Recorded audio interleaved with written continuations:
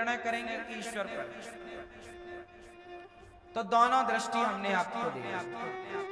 आपको जहां लगे तो आप भी जवाब देना सीखिए, जहां लगे कि चुप रहना है वहां चुप रहना। लेकिन मेरा मानना है कि ईश्वर को क्यों परेशान किया जाए। बड़ी बात हो तो परेशान करें, छोटे मोटे कुत्तों से आप ही निपट लिया करो। हाँ या ना?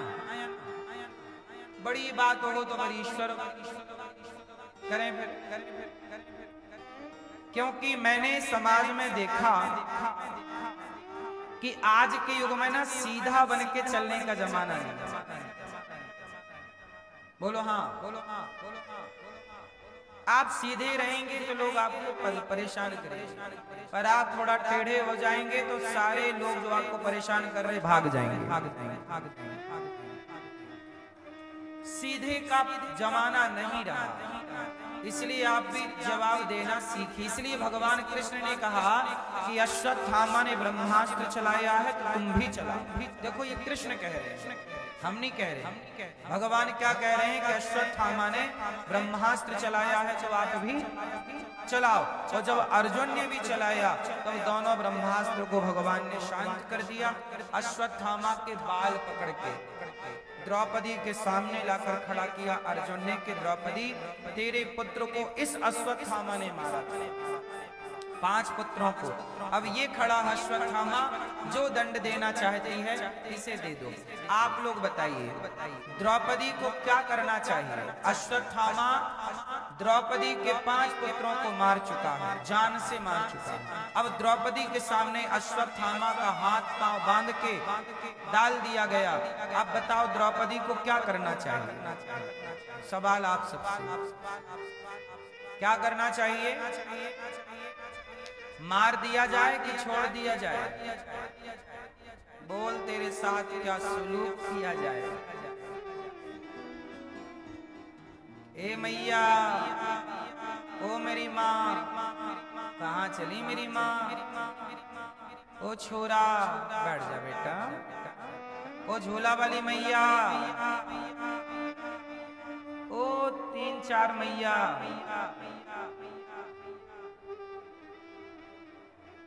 जा रही हो मेरी माँ? एक झोला गधा सुन ली है, जाओ।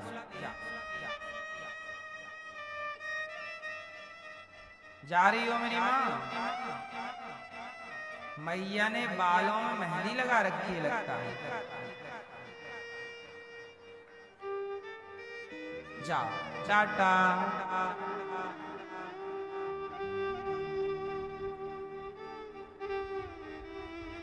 अब जल्दी बैठ जाओ जिनको बैठना। भगवान श्री कृष्ण खड़े हैं, द्रौपदी से कहा कि जो दंड देना है क्या करें द्रौपदी? मार दें अश्वत्थामा को कि छोड़ दें? द्रौपदी से पूछा गया कि क्या करना चाहिए? द्रौपदी ने कहा कि ये हमारे गुरु के पुत्र हैं। ये कौन है? हमारे गुरु के पुत्र हैं, और गुरु के पुत्र हैं इसलिए इन्हें मारना सही नहीं। क्यों सही नहीं? द्रौपदी ने कहा कि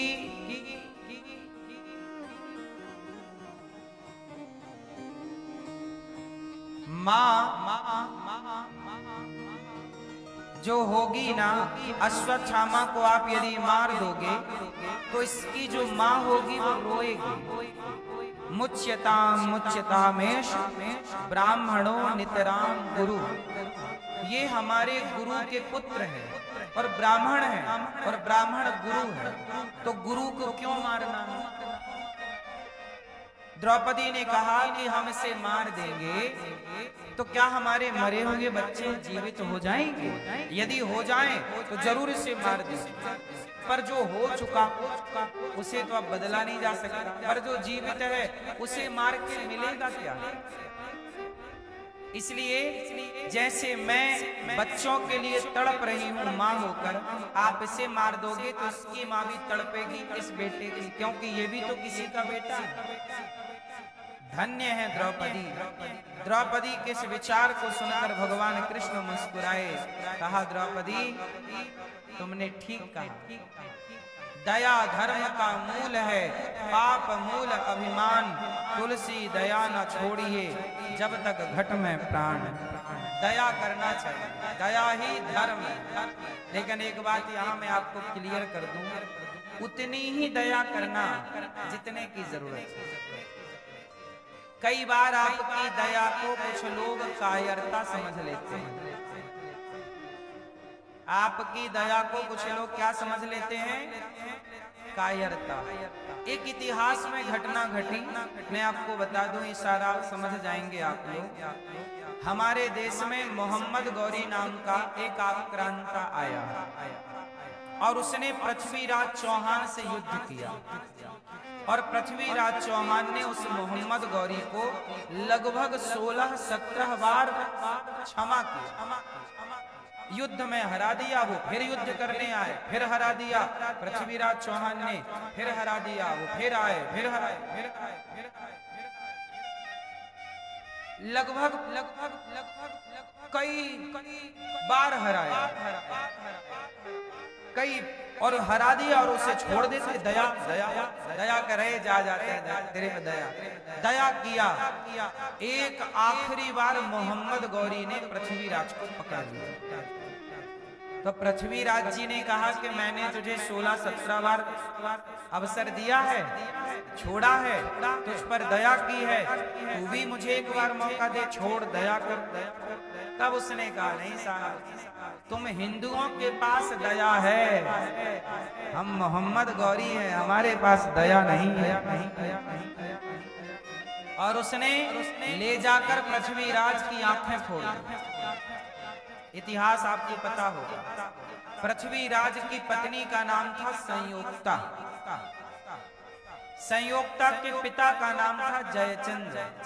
जयचंद ने जाकर के उस मोहम्मद गौरी से हाथ मिला लिया, तो उस मोहम्मद गौरी ने जयचंद को चौराहे पे खड़ा करके मारा था कि जब तू अपने बेटी का सगा ना हुआ तो तू हमारा क्या सगा होगा। गद्दारी कर दी ना पृथ्वीराज के संग, इतिहास आप जानते होंगे। हुआ क्या? संयोक्ता, जिनका कोई कसूर नहीं, बेचारी को क्या करना पड़ा? जिंदा जौहर करना पड़ा। जौहर समझते हैं?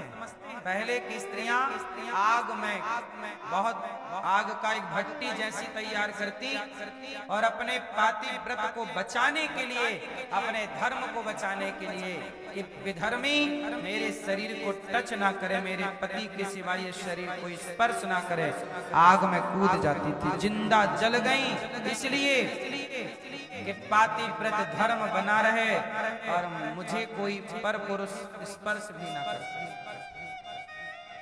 जिस देश में नारियां जौहर करके अपने पातिव्रत धर्म की रक्षा करती थीं, आज इसी देश में कुछ लोग लिविन में रह करके अपने जानबूझ करके पर स्त्री के साथ, पर पुरुष के साथ रहकर अपने आप को परोस रहे हैं और कह रहे हैं कि हम सही हैं। ये देश किनका है? ऐसी स्त्रियों का। इसलिए मेरी माँ, अब मैं आपको पूरी कथा के बाद एक सवाल करूं कि पृथ्वीराज चौहान ने इतनी दया करके सही किया कि गलत किया?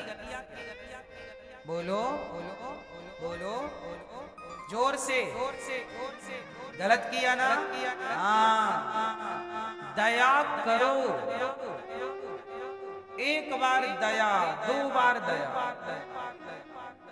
दया जिस पर कर रहे हो वो दया का अधिकारी है तो जरूर करो, पर जरूरत से ज्यादा दया आपने कर दी तो उसी दया ने आपके प्राण ले लिए और आपकी पत्नी को जिंदा जलने के लिए मजबूर कर दिया। वो केवल संयोगता के लिए नहीं, उनके संग सैकड़ों हजारों स्त्रियों ने जौहर किया। आपकी एक गलती के कारण कि आपने जरूरत से ज्यादा दया दिखा दे।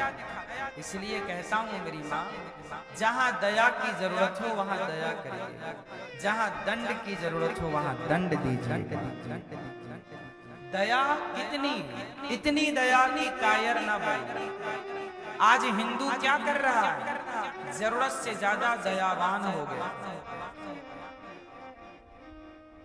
आप लोगों ने आजकल जरूरत से ज्यादा दया दिखा करके क्या कर लिया,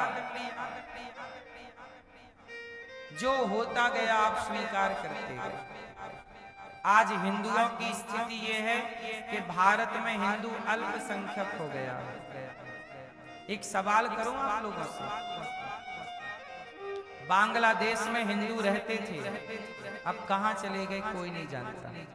पाकिस्तान में हिंदू रहते थे, अब कहां चले गए कोई नहीं जानता। कश्मीर से हिंदू खदेड़े गए, वो कहां कहां रहते हैं कोई नहीं जानता। इसी देश में ना ये सब कुछ हुआ। कल को आपके मोहल्ले, आपकी गली, आपके शहर से आपको खदेड़ा जाएगा, आप क्या कर लोगे। इसलिए कहता हूं